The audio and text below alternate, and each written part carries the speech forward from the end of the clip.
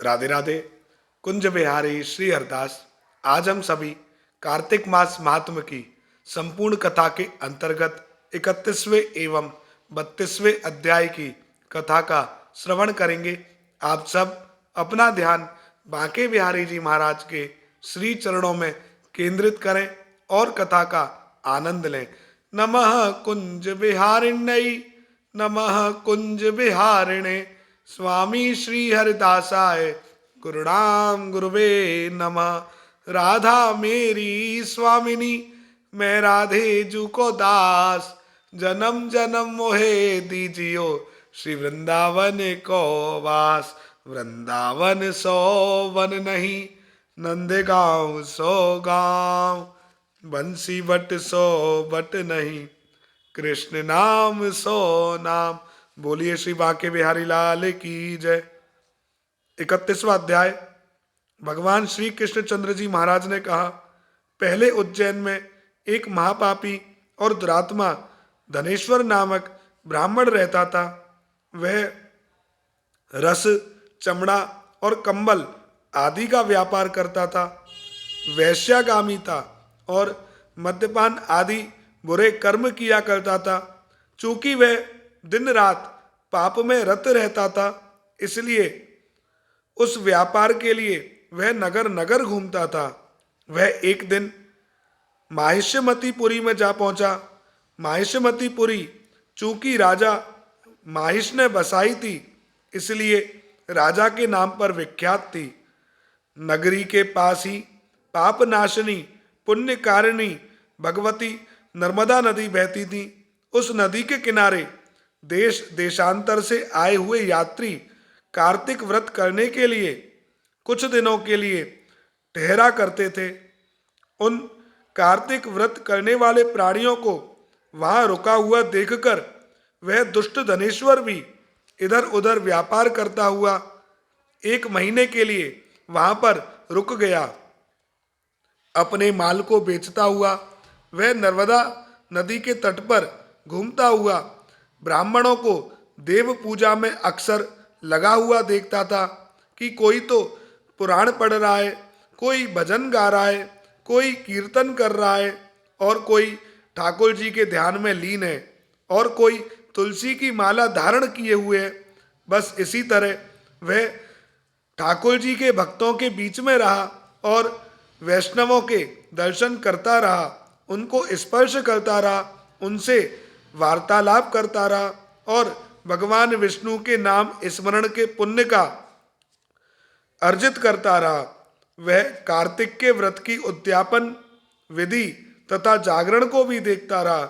उसने पूर्णिमा को देखा कि व्रत करने वाले ब्राह्मणों और गौओं को भोजन करवा रहे हैं और उनको दक्षिणा आदि दे रहे हैं।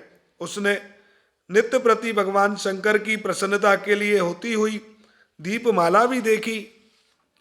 त्रिपुर नामक राक्षस के 3 पुरों को भगवान शंकर ने इसी तिथि को जलाया था। इस कारण भगवान शिव के भक्त इस तिथि को दीप उत्सव मनाते हैं।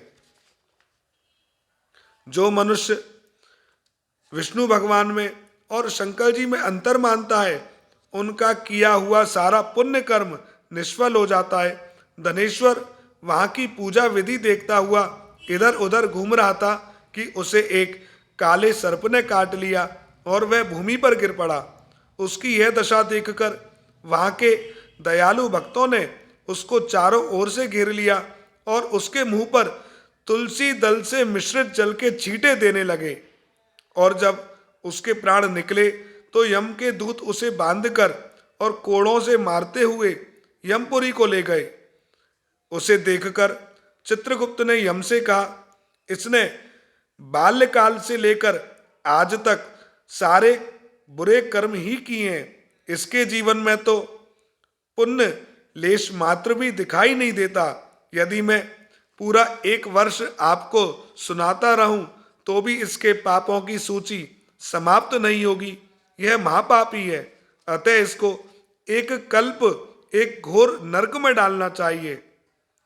चित्रगुप्त की बात सुनकर यमराज ने बड़े क्रोध में भरकर उसको अपना कालनेम के समान भयंकर रूप दिखाते हुए अपने अनुचरों को आज्ञा दी।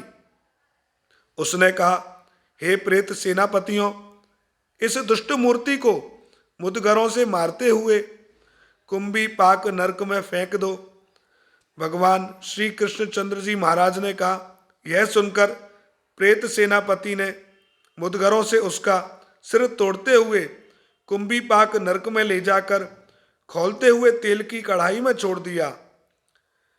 प्रेत सेनापतियों ने जैसे ही उसे तेल की कढ़ाई में फेंका, त्यों ही वहां लपलपाती हुई अग्नि अपने आप ठंडी हो गई, जैसे कि प्रहलाद को अग्नि में डालने से वह अग्नि ठंडी हो गई थी।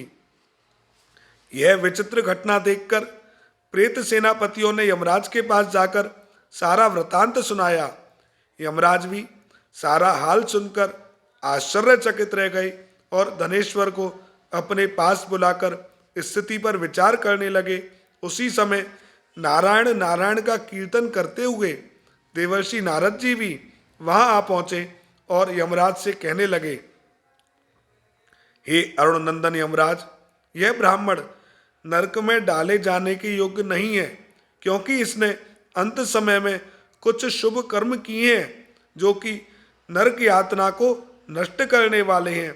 जो लोग भगवत भक्तों का दर्शन करते हैं, उनसे वार्तालाप करते हैं, उनका स्पर्श करते हैं, चाहे उन्होंने कोई पुण्य कर्म ना किया हो, वह सहज स्वर्ग के अधिकारी हो जाते हैं। अतः धनेश्वर भी पुण्य आत्माओं के संग व स्पर्श से स्वर्ग का अधिकारी हो गया है। अतएव यह पुण्य आत्मा है, इसे यक्ष योनि दो और केवल इसे पाप भोग करने वाले नरक दिखा दो। भगवान श्री कृष्णचंद्र बोले।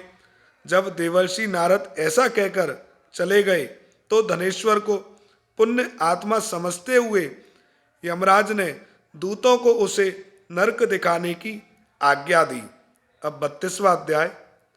भगवान श्री कृष्णचंद्र जी महाराज ने कहा, प्रेतपति यमराज की आज्ञा से धनेश्वर को नरकों के पास ले गया और उनको दिखाता हुआ कहने लगा, हे धनेश्वर, इन भयंकर नरकों को देखो, जिसमें कि पापियों को यम के दूत सदा ही दुख देते रहते हैं। यह देखो, यह तप्तवाचुक नामक भयंकर नरक है, जिसमें देह जलने के कारण पापी विलाप कर रहे हैं। भोजन के समय जो प्राणी भूखों को भोजन नहीं देते, वह बार बार इस नरक में डाले जाते हैं। वह मनुष्य जो गुरु, अग्नि, ब्राह्मण, गऊ, वेद और राजा इनको लात मारते हैं, उनके पर भयंकर नरक में जलाए जाते हैं। यह 6 प्रकार के नरक अतिशय पापों के करने पर मिलते हैं। यह देखो, यह दूसरा अंधकमिश्र नामक नरक है।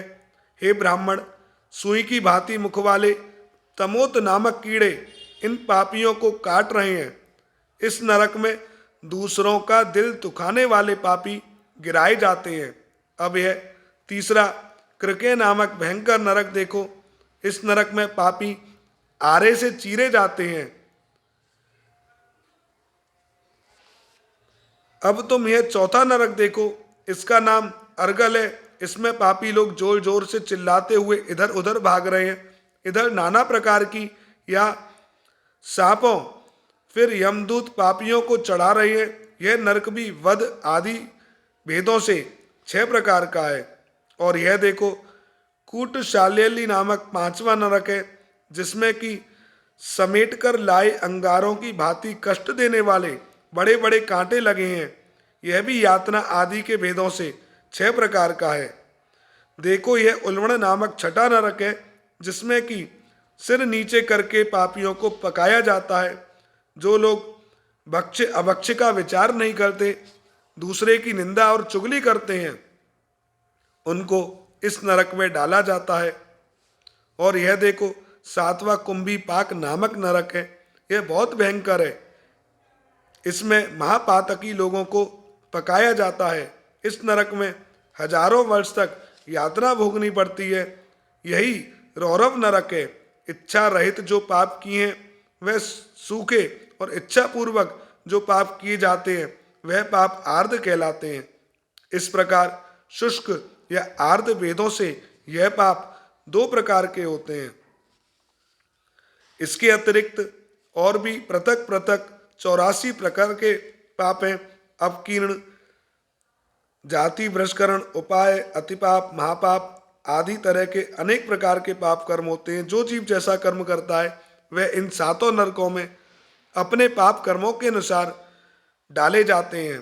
तुम्हारा चूंकि कार्तिक व्रत करने वाले प्रभु भक्तों के साथ पर्याप्त मेल जोल रहा है, उनके पुण्य के प्रभाव से तुम्हारी नरक यातना दूर हो गई है। भगवान श्री कृष्ण चंद्र जी बोले, इस प्रकार प्रेत सेनापति ने धनेश्वर को सब प्रकार नरक दिखलाने के बाद यक्षलोक में ले जाकर उसे वहां का राजा बना दिया। वहां पर उसका नाम धन यक्ष हुआ और वह कुबेर जी का सेवक बन गया। बाद में महर्षि विश्वामित्र ने उसके नाम पर तीर्थ बनाया था। हे राजन, कार्तिक मास का व्रत महाफल का दाता है। इसके बराबर कोई दूसरा पुण्य कर्म नहीं है। जो कोई यह व्रत करता है तथा व्रत करने वाले का दर्शन करता है उसे अवश्य मुक्ति मिलती है। तो आज हमने बहुत सुंदर कथा का श्रवण कराए। इसलिए हमेशा कहते हैं कि जो अच्छे लोग हैं उनका संग करो, सत्संग करो, क्योंकि उनके प्रभाव का असर हम पर भी आता है। जो उन्होंने पुण्य किए उनका प्रभाव हम पर भी बढ़ता है। इसलिए हमेशा अच्छे लोगों के साथ ही मेलजोल बढ़ाएं। ठाकुर जी की कृपा आप सभी पर सदैव बरसती रहे। जय जय श्री राधे।